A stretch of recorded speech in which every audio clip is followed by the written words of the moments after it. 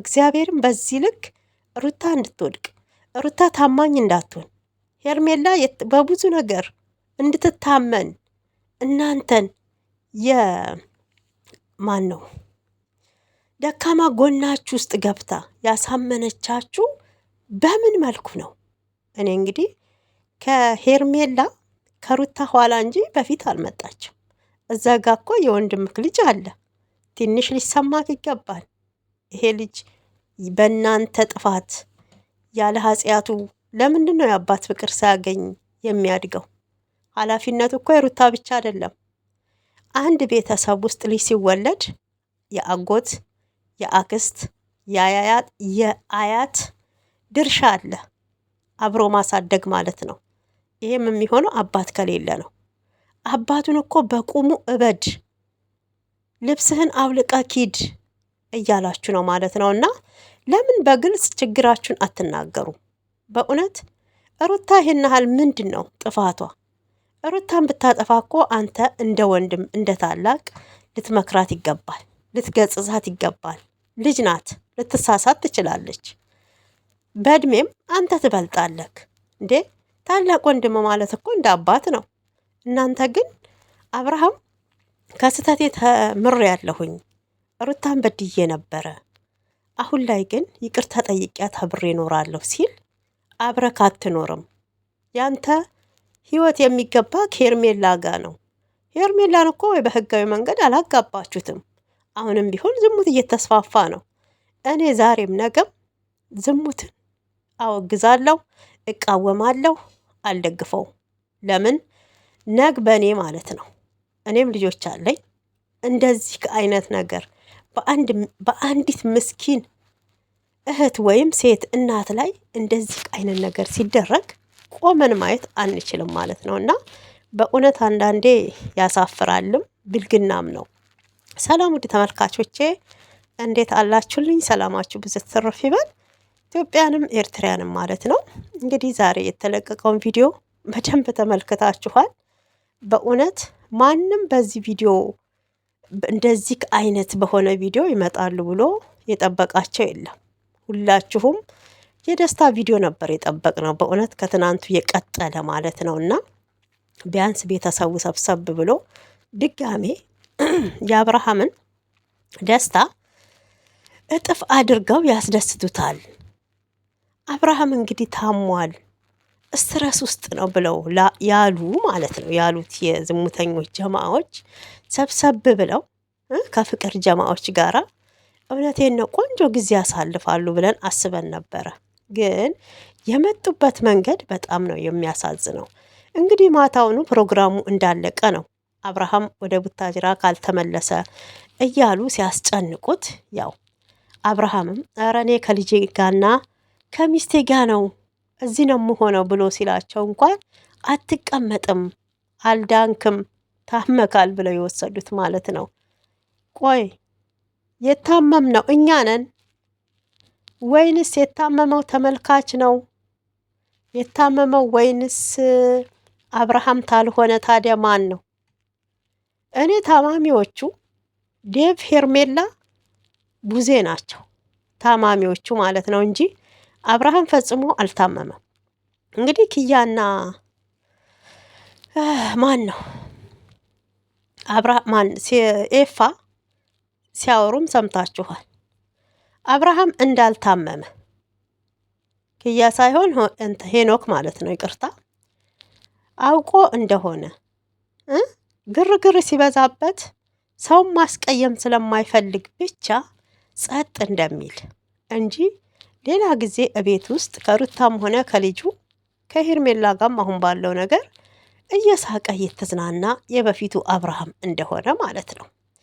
ግን በግድ ታሟል የምትሉት ልጅ ታዲያ ለምንድን ነው ይሄ ሁሉ አብርሃም ከሩታ እንዲርቅ እየተደረገ ከሄርሜላ ጋር የሚሆነው? ሄርሜላ ምንድን ነው መድኃኒት ነች? ፈጣሪ ነች?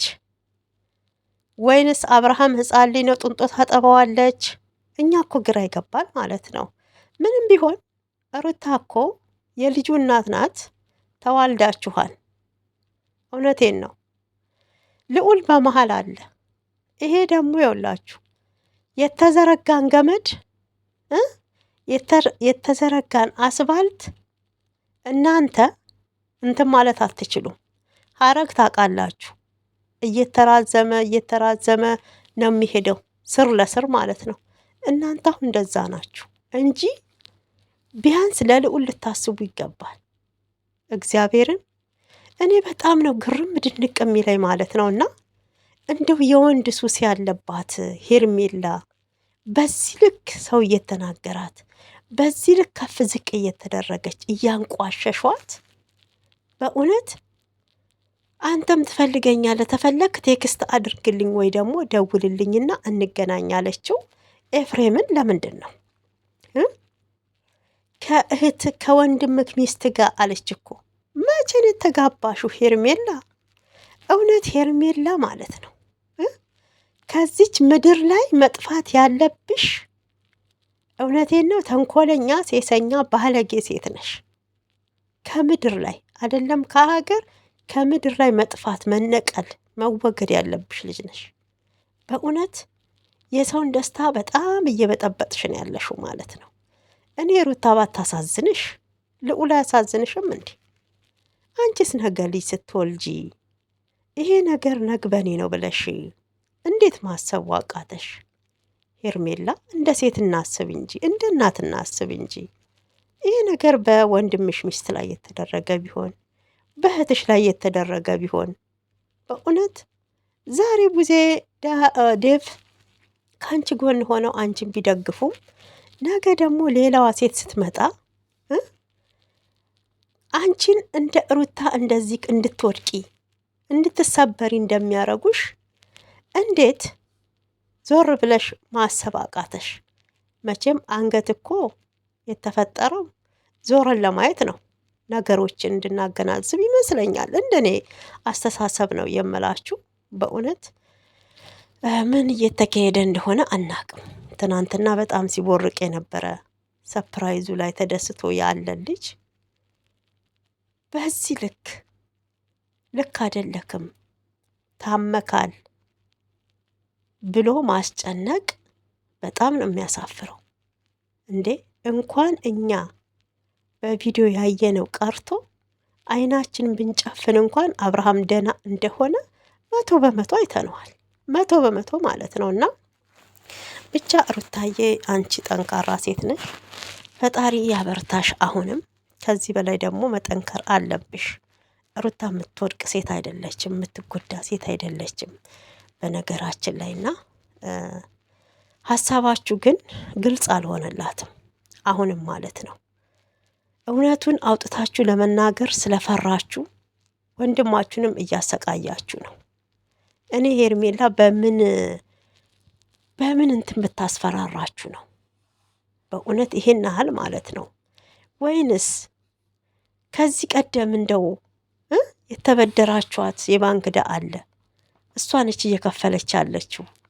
ወንድማችሁን በገንዘብ ሸጣችሁት ነው ወይ? በቃ ንገሩንና እኛም እንደው ጎፈንዶሚም ቢሆን ተሰብስቦ ዕዳው ይከፈልና አብርሃም ወደ ሩታ ይመለስ። እኛ ጀግናዎቹ እያለን እናንተ አትቸገሩ አይደል? ጋይሶች የወንድምን ትዳር ከመበጥበጥ ብዬ ነው፣ ከመበጥበጥ ከሚበጠበጥ ብዬ ነው። እና የወንድ እኔ እንጃ የወንድ ችግር ያለባቸው ከነ ሄርሜላ ከቤተሰቦቻቸው ነው። በነገራችን ወደ አቤል ታብታብ ደግሞ ስንሄድ ዛሬ በጣም የቀወጠ ነበረ፣ ሶሲና ማርቲ ማለት ነው። በእውነት እንግዲህ ሶሲ ማርቲን ምን ብላታለች? አንቺ የመጣሽበትን አመጣጥ እኔ አልተቀበልኩትም፣ ተሳስቶ ነበረ። የሰው ልጅ ሆኖ ደግሞ ከሰው ስህተት ከብረት ዝገት አይጠፋም። ተሳስቶ ወደ አንቺ መጥቷል። አሁን ግን ነገሮች ልክ ስላልሆኑ ይቅርታ ተጠያይቀናል ብላታለች ማለት ነው። እና ማርቲም ለምንድን ነው ከአጠገቤ እንኳን ያልቆምከው? አሁን ራሱ እኮ ከእሷ ጎን ነው ከሶሲ ጎን ነው የቆምከው እያለች ስትናገረው ነበረ። በዚህ ልክ ከኛ ለመራቅ ያረከው ነገር በጣም ገርሞኛል ብለዋለች ማርቲ ማለት ነው። እና ማርትዬ አቤል